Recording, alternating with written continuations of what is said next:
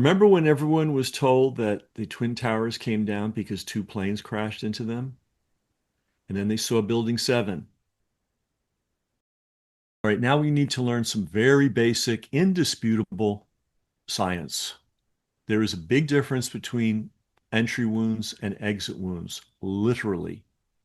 So let's take a dramatic example. If you'll go to the far left, upper left corner, that is the entry wound to a 45 caliber round. You can see it. Now go to the far right corner. That's the exit wound. Do you see the difference in size? It's massive. So if you just study this chart a little bit, and again, nothing disputable about this. This is the way it is. If you talk to a coroner, if you talk to a trauma surgeon that's worked with gunshot wounds, if you've talked to a ballistic expert, this is how it is. The entry point, the entry wound on a gunshot is very small relative to the exit wound. This is the thing to keep in mind. Now we're going to look at what this looks like going through a gelatin block. We're now looking at a gelatin block. Human beings are not gelatin blocks, but we're a lot closer to gelatin blocks than we are to blocks of cement. If you look at this picture on the left-hand side, a bullet has been fired and it has penetrated on the left-hand side. Okay? And now we're very slowly going to draw the image and trace the bullet going through the gelatin.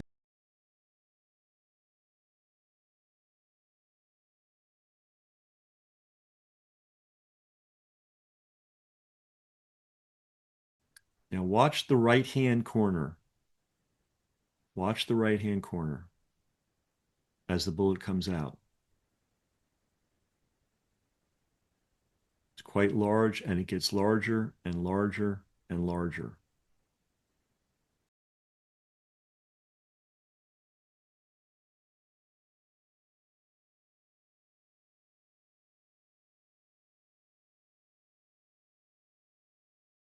All right, so we had previously looked at a chart and it showed that entry wounds look very small, exit wounds are very large.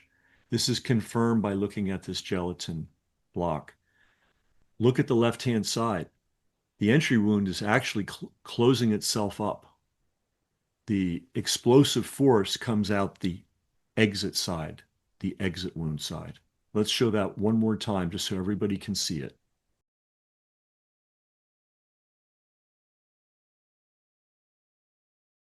Bottom line, entry wounds are small, exit wounds are large, so that when everybody saw this blood, those of you who've looked at the video, gushing from Charlie's neck, that's the exit wound. Okay?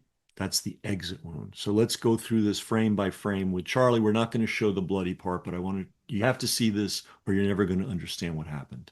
Here he is right before the shot. Okay, now I don't know if you can see this, but there is a dot. That's the exit wound. Okay, see how that exit wound's getting bigger? Now also notice what direction is he falling? If he was shot head on, he'd fall backwards. If he was shot from where people are mistaking the entry wound, he'd be falling left, our left. Okay? But he's falling our right. And the reason is the bullet came from our left. And you can see it continuing. He's continuing to go in that direction. And then unfortunately at this point, the blood starts coming out. So we're not going to show that. But he fell. It's so clear.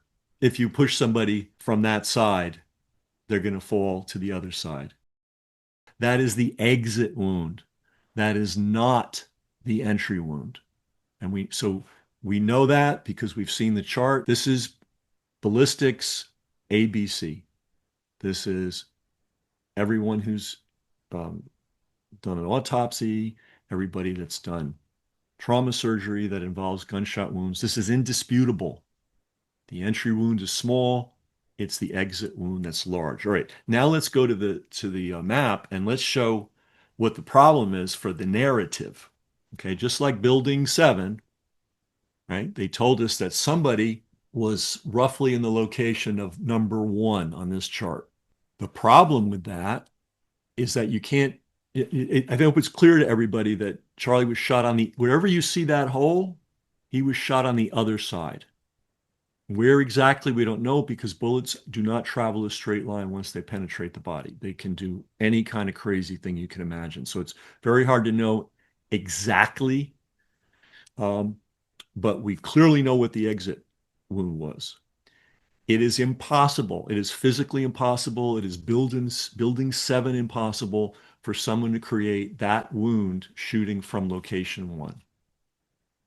And I put the second line just to show that would be a straight line. Okay. Again, impossible. Impossible to get that. It's just physically impossible. Just the way it's impossible for building seven to just fall spontaneously into a perfect footprint without any reason other than controlled demolition. It's impossible to make that particular wound from direction one or direction two. The only location that these shots could have come from was to Charlie's right. And it's confusing because he's looking at us and it looks like our left and his right, but I think everybody can follow this. I'm guessing, now these are just, that's why I use the word potential. If you're going to create a wound like he had with an exit wound coming out of his left neck, you would have had to shoot him from the right. And there are plenty of buildings that apparently, I know location number three is a very tall building, and location number four is possible too. There may be some other locations. Not clear on the exact location of where the sniper was, but absolutely 100%. It's crystal clear if the bullet enters from the left, the entry point seals itself up and is pretty small, but it blows out the right side. A lot of people are understandably confused because they think, oh, well, he's shot there. That's where the big wound is. That's not how gunshots work. Gunshot wounds work. And I know I'm being a broken record here, but this is ballistics. Okay. This is not something new. This is not a conspiracy theory. I'm a little surprised that we're not getting trauma surgeons and pathologists and people that do autopsies. And any hunter knows they've interviewed all these hunters telling everybody what an easy shot it is.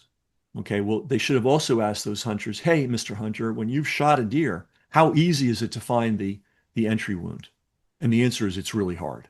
You don't know till you skin the deer and start cutting it up. Often, often. It's just that entry wound is self-sealing. And it's the exit wound, if indeed the bullet exits, that creates the gaping hole. So we're not going to show the Charlie thing again, but when you're looking at that video and you're seeing that huge red mark and then the blood flowing, that's because it's been pushed through from the other side and is blown out that side. That's what you're seeing. You're not seeing the entry wound. So the angles one and two, those angles are impossible. They're physically impossible. It would be like an elephant flying. Okay. And then the angles that we have below three and four are potential. Where exactly the shot came from, I don't know. Obviously, whoever did this was very, very, very well planned out. I don't care if it was an easy shot or not. Having the distraction of the guy who was arrested and held for an hour, that was planned, I would think. There were a lot of things very carefully planned about this. The shot, I'm sorry to say, was excellent. That's exactly where you shoot right for the brainstem, and the shot came pretty close. But remember, just if you remember nothing else, remember this chart. This is indisputable. Let's look at the 9 millimeter round. Pretty small hole, but again, that's going through paper. I'm telling you, when it goes through a human being, it's self-sealing on the way. You saw it in the gelatin block. Now let's look at the exit wound on the 9 millimeter. See the difference in size? And that one blows out and does not self-seal because the hole's too big. And also, I hate to be graphic, but if you were to take a rod, a metal rod, and along the line of the bullet and push it through somebody, it's going to come out and blow out that end. That's what you're seeing when you're looking at the video. So a lot of people are confused about this. Please unconfuse yourself and understand the FBI and the news media, and I'm sorry to say 99.9% of the alternative news media is either lying deliberately, that's the FBI because they surely know better, or they're just mistaken because they just don't know a few basic facts. You now know them. Please go and tell people.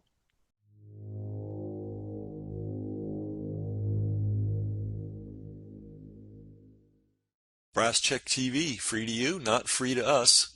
We've got a server bill, we've got an email software bill, we've got a tech helper bill, and that happens every month. So to everybody that is supporting us financially, that's paying for their subscription in one way or another, we really appreciate it. If you're not, consider doing so. Everybody's got money for the newspaper and the cable bill and all that. Do you have money for media that's actually serving you? That's really the issue here. And when you help us, it allows us to get this information out to the world. So thanks to all our supporters, and if you're not a supporter already, please consider becoming one.